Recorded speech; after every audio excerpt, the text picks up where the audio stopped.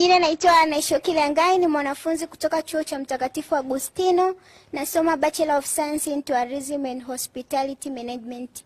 Kwanza nashukuru kabisa kwa kutambua umuhimu wetu kwa hapa. Hoja yangu ya kuchangia kwa upande wa kinga na tiba dhidi ya madawa kulevya ni kwa upande wa kiuchumi, ambapo ni ujasiriamali na ajira.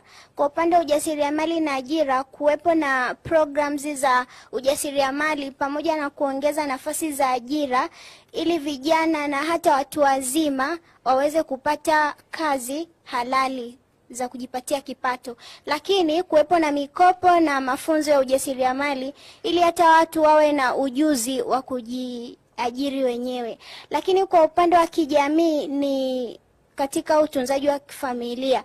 Familia nyingi zinakuwepo na malumbano, na kwenye upande wa familia pia inasababisha watu wanakuwa wanaenda kujihusisha kwenye madawa ya kulevya. Mfano, familia inapokuwa na makwazo na watoto wao, unakuta mtoto anakataliwa na mzazi, au wanakuwa wanagombana, wanakuwa hawaelewani. Kwa hiyo mtoto anaamua kutoka nyumbani na kwenda huko mitaani. Huko anakoenda anaenda kujihusisha na hivyo vitu. Hivyo pia kwa upande wa familia kuwepo na